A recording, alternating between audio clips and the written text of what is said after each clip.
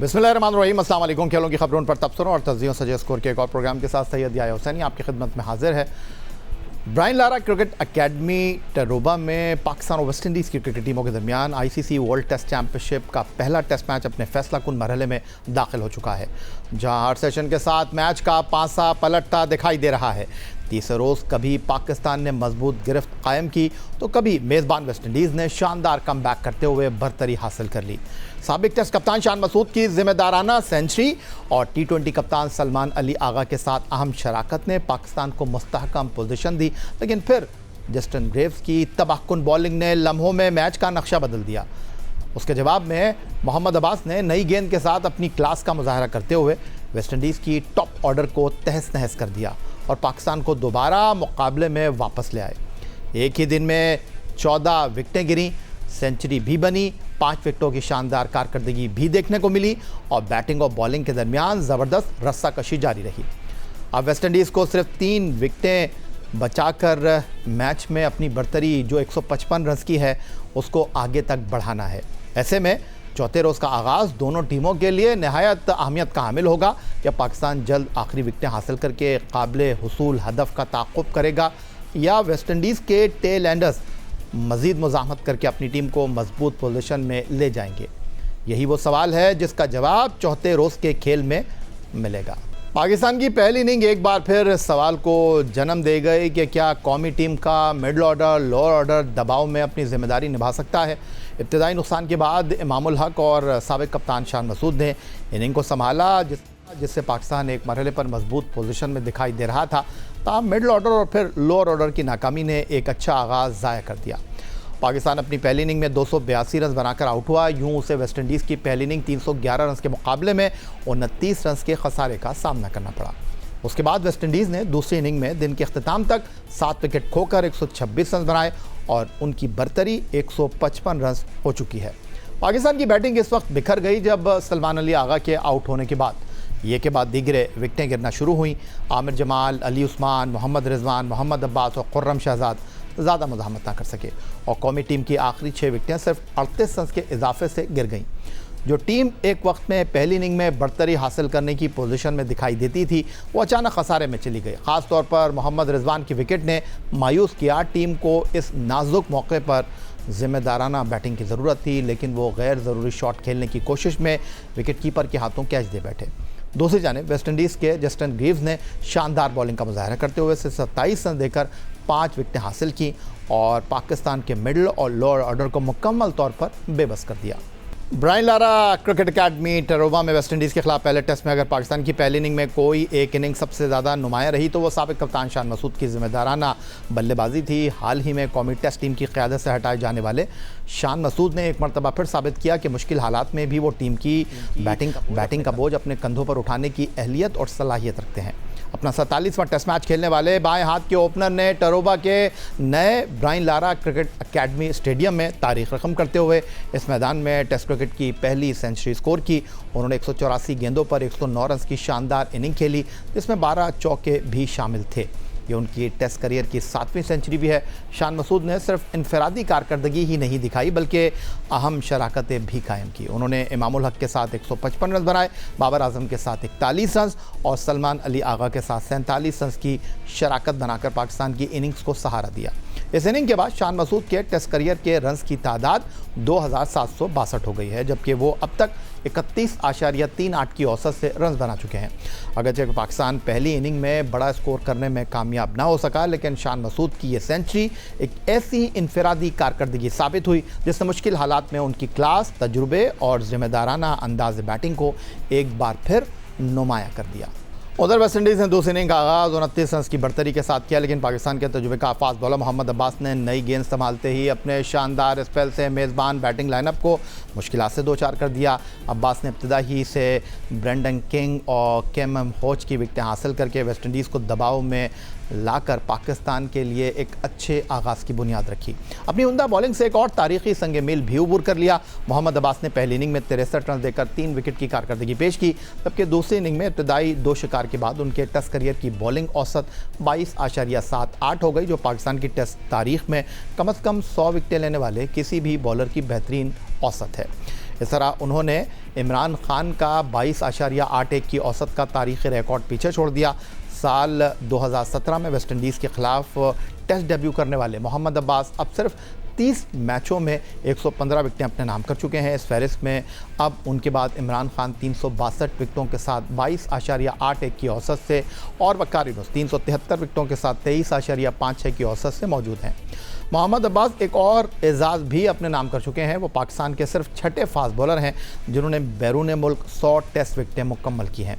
इस खुसूसी फहरिस्त में 2Ws legend fast bowler Wasim Akram, Waqar Younis, 1992 world cup के फ़ाते कप्तान इमरान खान, मोहम्मद आमिर और उमर गुल भी शामिल हैं। अच्छा, तो जनाब Brian Lara cricket academy Tarouba, जहां ICC world test championship Pakistan और वेस्ट इंडीज़ के दरमियान पहले टेस्ट मैच का चौथा दिन है। वेस्ट इंडीज़ ने पहली इनिंग की 29 रन की बढ़तरी के बाद दूसरी इनिंग में 7 विकेट खोकर 126 रन बनाए हैं और मैच में उनकी बढ़तरी 155 रन है। 3 विकेटें दूसरी इनिंग में उनकी बाकी हैं और अब दिल धक धक कर रहा है आगे क्या होगा, क्योंकि जिस अंदाज़ में पहली इनिंग में पाकिस्तान की आखिरी विकेटें गिरी हैं, उसके बाद दूसरी इनिंग में क्या वेस्ट इंडीज़ के ख़िलाफ़ पाकिस्तान टीम 150 रन के ज़्यादा के हदफ को हासिल करने में कामयाब रहेगी। इन सवालों के जवाब के लिए हम चलेंगे वीडियो लिंक पर। हमारे साथ मौजूद हैं और रोज़नामा जंग कराची के senior cricket sports correspondent Abdul Majid Bhatti sahab. उनके तजुर्बे की रोशनी में कुछ सवाल उनके सामने रखेंगे और मज़ीद गुफ्तगू उनके साथ करेंगे एक ब्रेक के बाद।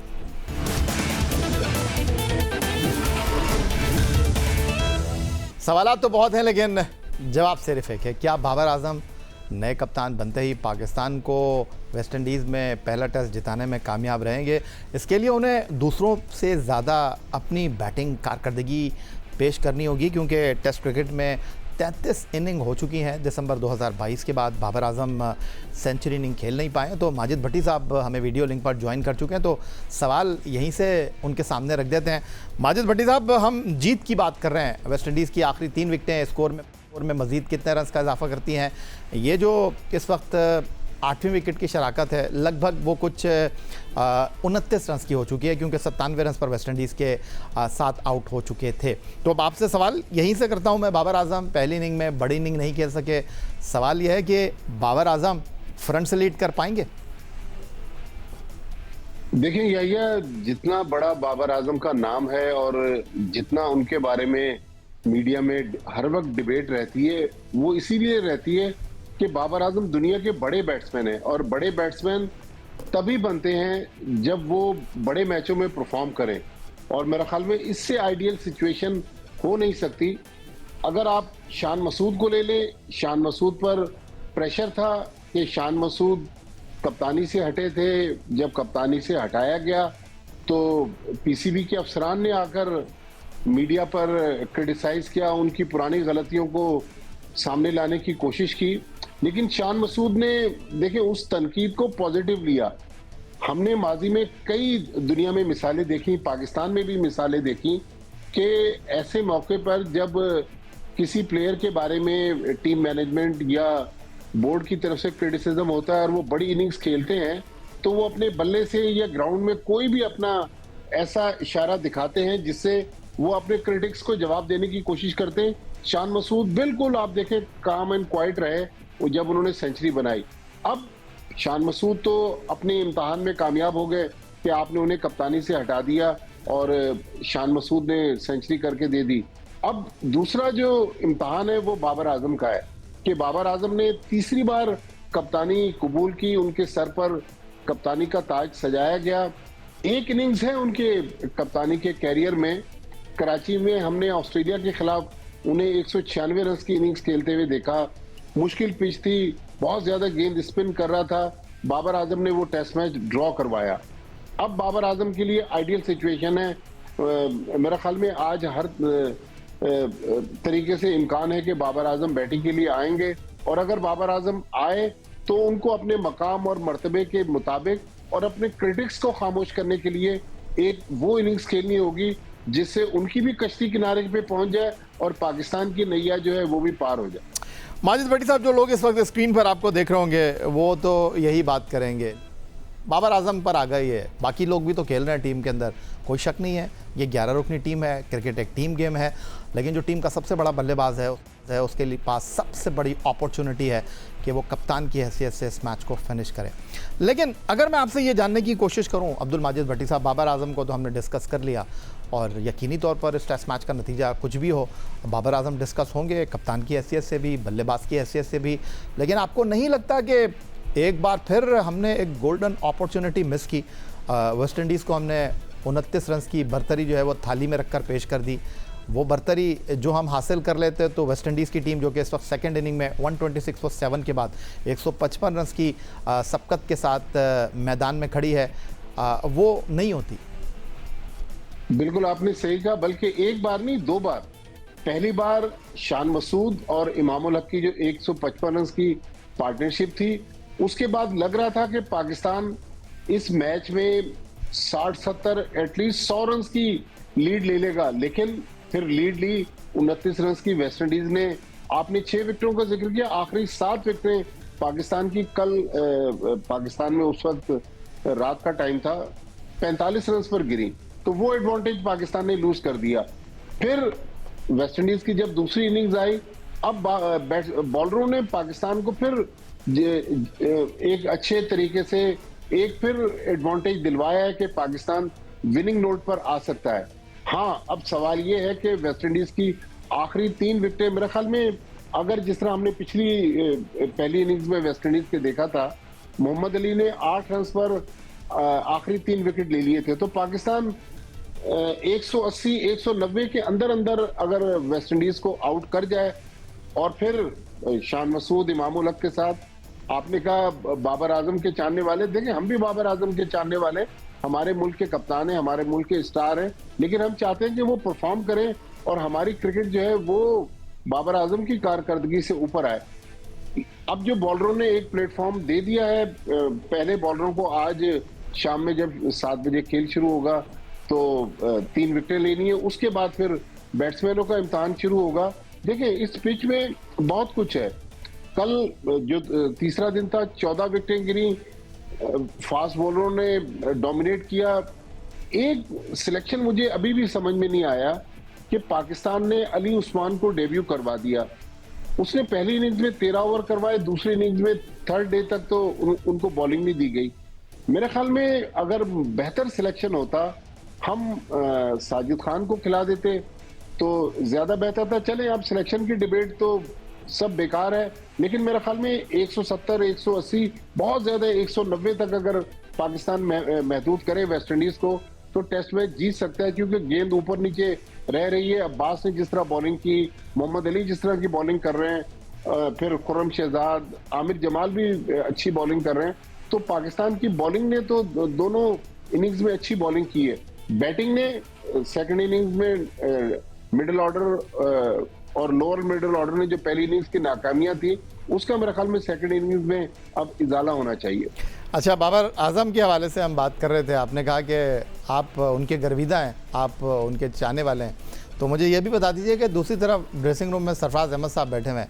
ये जो एक पॉजिटिव अप्रोच हमें दिखाई दी इस टेस्ट मैच में, वरना तो हम डिफेंसिव अप्रोच के साथ टेस्ट मैच खेलते हैं, हम नंबर 7 तक बैटिंग को लेकर चल रहे थे, लेकिन यहाँ पर हमने फैसला ये किया कि नंबर 7 पर आमिर जमाल खेलेंगे और 5वें नंबर पर मुस्तनद बैट्समैन की हैसियत से हमने सलमान अली आगा को खिलाया। अगरचे वो लंबी इनिंग नहीं खेल सके, एक पार्टनरशिप उन्होंने ज़रूर शान मसूद के साथ की। तो मुझे ये बताइए, ये आप जिसके फ़ैन हैं बाबर आजम, ये उनका फैसला था कि प्रॉपर एक बॉलिंग लाइनअप के साथ उतरा जाए, या फिर हेड कोच सरफराज अहमद? और अगर उनका ये फैसला था तो बांग्लादेश में क्यों नहीं हुआ? देखिए मुझे लग रहा है इस टीम सिलेक्शन में बाबर आजम का रोल मुझे कम नजर आ रहा है, क्योंकि जिस तरह अली उस्मान मैच खेल रहे हैं और वो सिर्फ 13 ओवर करवा सकें, तो इसका मतलब है कि जो इब्तदाई 15 लड़कों की सिलेक्शन हुई उसमें कप्तान की इतनी इनपुट नहीं है। लेकिन जाहिर है अब जो क्रेडिट है वो कप्तान को भी मिलेगा, हेड कोच को भी मिलेगा, कोचिंग स्टाफ को भी मिलेगा, सिलेक्शन कमेटी को मिलेगा। खुदा न खास्ता अगर रिजल्ट पाकिस्तान के फेवर में नहीं आया तो डिसक्रेडिट भी सबको मिलेगा। तो मेरा ख्याल में सब मिलकर इस वक्त कोशिश में लगे हुए हैं कि पाकिस्तान की जो क्रिकेट इस वक्त मुश्किलात से दो चार है, और सब कोशिश कर रहे हैं कि पाकिस्तान की क्रिकेट दोबारा खड़ी हो जाए। लेकिन या देखें, आज हम डिस्कस कर रहे हैं पाकिस्तान वेस्ट इंडीज के टेस्ट मैच को, लेकिन अगर आईसीसी रैंकिंग देखें तो हमारी टीम वर्ल्ड रैंकिंग में 7वें पर है टेस्ट मैच में, और वेस्ट इंडीज 8वें नंबर पे। तो कोई बहुत ज्यादा मुकाबला लंबा चौड़ा नहीं है कि हम ऑस्ट्रेलिया को हरा रहे हैं या भारत को या साउथ अफ्रीका, न्यूजीलैंड को। तो टीमें तो हम पल्ला है। अब रिजल्ट अगर पाकिस्तान यहाँ पर चेंज कर जाए तो फिर आकिब जावेद साहब ने कहा था ना कि हम कम से कम 5 में से 1 मैच जीत जाएं, तो मेरे ख्याल में उनकी पहली बात यही गलत साबित हो जाएगी। मुझे लग रहा है अगर ये टेस्ट मैच पाकिस्तान जीत गया तो आगे भी एटलीस्ट 1-2 और कामयाबियां पाकिस्तान को मिलेंगी। Director high performance centre Aqib Javed साहब का आपने तस्करा किया, तो माजिद भट्ट कहा कि इस टीम की जीत कप्तान बाबर आजम, खिलाड़ियों, हेड कोच सरफराज अहमद और टीम मैनेजमेंट सबकी कलेक्टिव एफर्ट होगी। लेकिन जब चंद हफ्ते पहले कद्दाफी स्टेडियम में असद शफीक को और मिसबाउल हक को अपने पहलू में बिठाकर आकिब जावेद साहब ने प्रेस कॉन्फ्रेंस की थी, तो उन्होंने तो 16 टेस्ट मैचों में 12 नाकामियों का मलबा तने तना जो है वो शान मसूद के सर के ऊपर रख दिया था, और नाकामियों का टोकरा जो है वो थमा दिया था उन्होंने शान मसूद को। तो यहाँ पर अगर आप मैच जीतते हैं तो बुनियादी शान मसूद ने रखी है, उन्होंने सेंचुरी स्कोर की है, पाकिस्तान की जो बैटिंग है उसको तहस नहस होने से, ज़मी बोस होने से बचाया है, और बड़े क्वाइट और बड़े काम अंदाज में उन्होंने एक इशारा भी किया। किसको किया वैसे ये इशारा शान मसूद साहब ने? देखें, अगर ये इशारा वाकई शान मसूद ने किया है तो फिर तो मेरे ख्याल में आकिब जावेद के लिए किया होगा। जाहिर है वही पिछले दिनों मुख्तलिफ चैनल्स पर आकर शान मसूद की खामियां जो हैं वो उनको गिनवा रहे थे। वो क्या इशारा कर रहे थे भट्टी साहब, वो क्या इशारा कर रहे थे? तो पता नहीं, कोई ऐसे करके उन्होंने कुछ किया, मुझे समझ आया नहीं। लेकिन जो भी था, आपको याद है यूनुस खान ने एक बार बड़ा फेमस इशारा किया, तो और भी दुनिया में बहुत सारे प्लेयर्स हैं जो रिएक्ट करते हैं। लेकिन शान मसूद, आपको पता है कि बरतानिया से उन्होंने ग्रेजुएशन किया हुआ है, हाली क्वालिफाइड है, तो वो इन चक्रों में पड़ नहीं रहे। लेकिन आप देखें, शान मसूद जब बैटिंग के लिए फर्स्ट इनिंग्स में आए, जिस तरह उन्होंने जहराना अंदाज अपनाया, हालांकि बाज गेंदें तो फील्डर के हाथों को टच होती हुई निकल गई, लेकिन लग ऐसे रहा था कि वो को पॉइंट था जिसको प्रूव कर रहे थे। लेकिन यही अभी रिसेंटली आप देखें, इंग्लैंड में इतना बड़ा एक तनाजा खड़ा हुआ बेन स्टोक का, जिसके बाद बेन स्टोक को इंटरनेशनल क्रिकेट छोड़नी पड़ गई। लेकिन आज आप देखें, ईसीबी का एक कोई अफसर ऐसा नहीं है जिसने बेन स्टोक के बारे में जो ईसीबी ने करना था वो पसे पर्दा कर दिया। बेन स्टोक ने रिटायरमेंट ले ली, लेकिन उनकी तरफ से कोई नहीं बोला। इवन बेन स्टोक भी खामोशी से क्रिकेट छोड़कर अब काउंटी क्रिकेट खेल रहे हैं।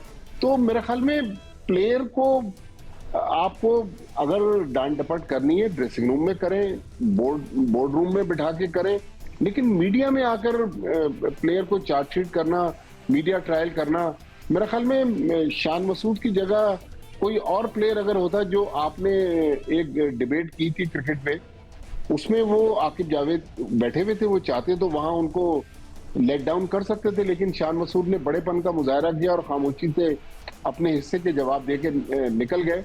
तो मेरे ख्याल में मोहसिन नकवी साहब को, चूंकि मोहसिन नकवी साहब खुद कम बोलते हैं, इत्तेफाक से बोर्ड के अफसरान ज्यादा बोल रहे हैं, तो मेरे ख्याल में कम बोलने की पॉलिसी बोर्ड के अफसरान की तरफ से भी आनी चाहिए। प्लेयर को भी बोलना चाहिए, लेकिन कम बोले, उनकी परफॉर्मेंस ज्यादा बोले। हमारे यहाँ हर थोड़े दिन बाद देखते हैं कि कभी व्हाइट बॉल के प्लेयर की कुछ आ रही है, कभी विमेंस प्लेयर्स की कोई वीडियो आ रही है। तो मेरे ख्याल में मीडिया से अगर प्लेयर को दूर रखा जाए और पीसीबी के अफसरान को भी कहा जाए कि भाई आप जरूर जाएं मीडिया पर, लेकिन ऐसी बातें ना करें जिससे पाकिस्तान क्रिकेट जो है वो कंट्रोवर्सी का शिकार हो जाए। बेहद शुक्रिया अब्दुल माजिद भट्टी साहब, हमें वीडियो लिंक पर ज्वाइन करने के लिए, हालात का इजहार करने के लिए। ये थे जनाब सीनियर क्रिकेट स्पोर्ट्स कॉरेस्पॉन्डेंट रोज़नामा जंग कराची के अब्दुल माजिद भट्टी साहब, और शान मसूद की इनिंग से लेकर टीम के सिलेक्शन तक उन्होंने अपनी राय का इजहार किया। यही आज का हमारा प्रोग्राम था। एक्स अकाउंट पर आप हमें फॉलो कर सकते हैं, ईमेल कर सकते हैं, अपनी राय से आगाह कर सकते हैं score@geo.tv पर। इस दुआ इस उम्मीद इस तवक्को के साथ कि पाकिस्तान में खेल और खिलाड़ी तरक्की करते रहें। सैयद यार हुसैन को स्कोर की पूरी टीम के साथ अगले प्रोग्राम तक के लिए इजाज़त दीजिए। अल्लाह हाफ़िज़।